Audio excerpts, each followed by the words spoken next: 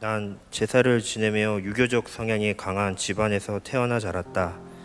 부모님은 내가 7살 때 이혼하셨고 난 이모, 할머니 작은 집을 맡겨져 여기저기 옮겨 다니며 지내야 했다. 아버지가 재혼하셔서 새어머니 밑에서 중학교 3학년까지 살았다.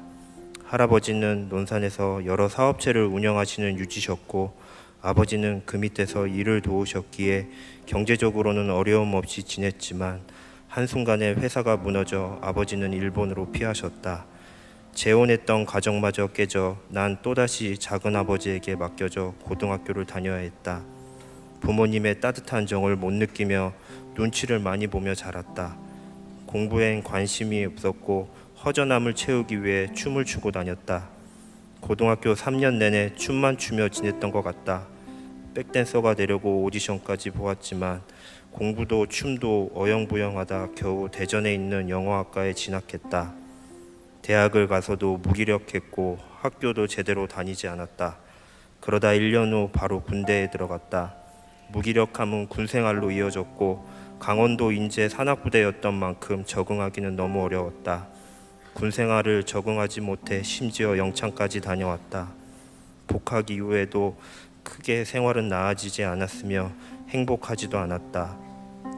어학연수를 갔다 온 학생은 영어를 유창하게 하는 것을 보니 어학연수의 필요성을 느꼈다. 발렛 바킹, 유흥업소 웨이터, 노가다, 돈 되는 건 닥치는 대로 유학비를 벌었지만 돈이 모이지 않았다. 그러던 중 일본에 계신 고모님이 내가 유학을 가길 원한다는 얘기를 듣고 선뜻 유학 비용을 보태주셨고 호주나 캐나다 같은 곳을 가고 싶었지만 그나마 제일 싸게 다녀올 수 있는 곳이었기에 내키지 않았지만 인도로 유학을 갔다. 하지만 탁월한 선택이었다. 딱히 공부밖에 할 게 없었다. 밖에 나가면 부리부리한 눈으로 째려보는 인도 사람들과 낙타와 코끼리만 다녔기 때문이다. 수업이 끝나면 숙소에 들어와 공부만 했다. 모르긴 몰라도 그때가 내 생에 가장 공부를 열심히 했던 시기였지 않았나 싶다. 1년의 유학 생활을 마치고 다시 한국에서 대학 생활을 하던 중 같은 과 후배가 내게 다가왔다. 형님, 교회 한번 가지 않으실래요? 형님은 꼭 제가 교회를 데려가야 할 것 같아요. 후배임에도 불구하고 나이가 많이 들어 보이는 과대 옆편도였던 터라 카리스마에 이끌려 교회라는 곳에 생전 처음으로 끌려가 청년부 예배를 드리게 되었다. 그때 들은 아버지의 마음이라는 찬양은 그동안 너무나 닫혀 있었던 내 마음을 무장해체시켜 놓았다. 예배 드리는 내내 정에 굶주리고 화목하지 않은 가정에 태어난 날 진정으로 사랑하시고 이해하시는 하나님 아버지가 느껴져 한없이 눈물이 쏟아졌다. 이후 교회를 다녔지만 그때뿐이었다. 학교를 졸업하고 직장 생활하면서 교회와는 다시 멀어지게 되었다. 무엇보다 직장 생활이 우선이었다.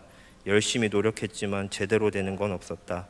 직장 동료와의 관계 일 모두 항상 답답하고 불안했으며 우울했다. 내 자신을 문제가 찾기보단 상대방으로 인해 내가 피해보고 있고 저 사람 때문에 내가 힘들다는 생각만 들었다. 스트레스로 인한 불면증, 하루에 담배를 한 갑 이상 피는 경우도 허다했다. 지옥 같은 첫 직장 생활을 1년째 못 버티고 그만두게 되었다. 다른 곳에 가면 되겠지 뭐. 동종업계에 이력서를 넣어보았지만 대전 안에서 이미 동종업계 간 서로 레퍼런스가 공유되어 있었기 때문에 받아주는 곳은 없었다. 더러운 세상이 나를 받아주지 않는구나 라는 원망이 들었고 한동안 우울증에 시달리게 했다. 그때마다 처음 날 전도했던 그 후배는 날 잊지 않고 안부를 물어왔다. 왠지 그 안부가 불편하게 느껴지고 심지어 위선처럼 느껴지기도 했다. 때론 전화가 와도 무시해버리기 일쑤였다. 하지만 그렇게 해놓고 항상 내 마음은 편치 않았고 공허했다. 후회도 밀려왔다. 그렇게 할 이유는 없었는데 그때 난 주님이 아닌 인도로 다시 피난처를 삼아 영어 공부도 할 겸 인도 현지 유학원 센터 한국인 관리자를 맡아 3년간 근무했다. 하지만 주님이 없는 내 삶은 무언가에 쫓기고 불안과 위축감에 사로잡혀 있었다. 지칠 대로 지친 난 몸과 마음이 망가진 채로 귀국했다. 인도에서의 불규칙한 식생활, 흡연, 스트레스로 인해 밤에 잠을 잘 수 없는 위 통증에 시달려 내시경을 받아보니 위에서 용종이 발견되었고 면역력 약화로 아토피와 피부염에 시달려야 했다. 심지어 대인기피증까지 왔다. 더 이상 이렇게 살 수 없다라는 생각이 들었다. 언제나 날 밝혀주던 그 학교 후배에게 연락을 했고 교회를 다시 나가 담배를 끊게 되었다. 그러던 중 그동안 아버지는 빚을 청산하고 고모와 목포에서 천일염 사업을 하고 있었다. 고모는 목포에 내려와 일을 도와달라고 하셨다. 고모는 주기적으로 날 설득했고 회사에 아버지가 계시니 그동안 못다한 정도 쌓고 의지할 수 있는 아버지가 계신다면 이곳보다는 좀 더 낫겠지라는 마음이 들어 며칠 기도하고 내려왔다. 하지만 이 또한 내 삶의 고난의 시작이었다. 고모가 운영하는 회사에 입사할 당시에 뭔가 내 인생이 순조롭게 풀리고 있다는 느낌이 들었지만 오래가지 않았다. 사실 그동안 아버지와 고모는 일을 함께 해오며 서로에게 많은 상처를 주고 있었다. 끝내 아버지는 회사를 나가게 되고 나 홀로 목포에 남아 그동안 아버지가 고모에게 준 상처를 보상해야 되는 도구가 되어 있었다. 회사 사람들은 고모가 한 달에 한 번 한국에 나와 있을 때만 잘해주는 척, 일본에 들어가고 나면 날 경계했다. 사람들이 너무 힘들었다. 하루에 몇 번이고 다시 대전으로 돌아가고 싶은 마음뿐이었다. 하지만 돌아갈 수 없었다. 붙잡는 것은 하나님밖에 없었다. 출퇴근하며 봐왔던 사랑의 교회가 보였다. 수요 예배에 나와 말씀 듣고 불 꺼진 예배당에서 기도하면서 왜 나에게 힘든 일만 계속되냐고 원망만 쏟아냈다. 울면서 항변했다. 그러다가 내가 문제였음을 알게 되었다. 지나온 모든 아픔과 슬픔과 분노가 하나님이 아닌 내가 원하는 대로 살아 뿌린 씨앗대로 거두는 열매임을 알게 되었다. 내가 내 인생을 힘들게 하는 죄인임을 뼈저리게 느꼈다. 이런 나 같은 죄인을 위해 하나님은 예수님을 보내주셨고 예수님이 십자가에 지으셨음을 믿어지기 시작했다.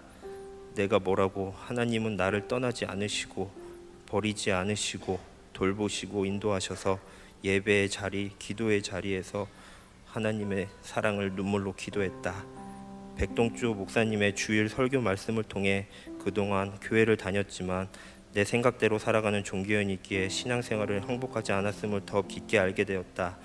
조금씩 내 생각을 내려놓자 살아가자 자연히 직장 내 인간관계, 업무 모두 원만해지며 성과들이 내 눈앞에 펼쳐지기 시작했다. 목포에 내려온 지 4년이 다 되어 느껴지는 행복이었다.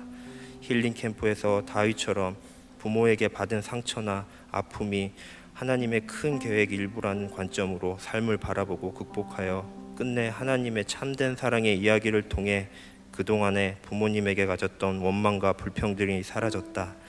부모님에게 이 복음을, 이 주님의 말씀을 전해드리고 싶은 마음이 생겨났다. 정에 굶주리고 화목하지 않은 가정에 태어난 날 진정으로 사랑하시고 안아주시는 하나님 아버지가 깊게 느껴져 한없이 눈물이 흘렸다. 그리고 이젠 나는 정말 죽고 나를 사랑하사 나를 위하여 자기 자신을 버리신 예수님으로 살겠다고 더욱 굳게 다짐했다.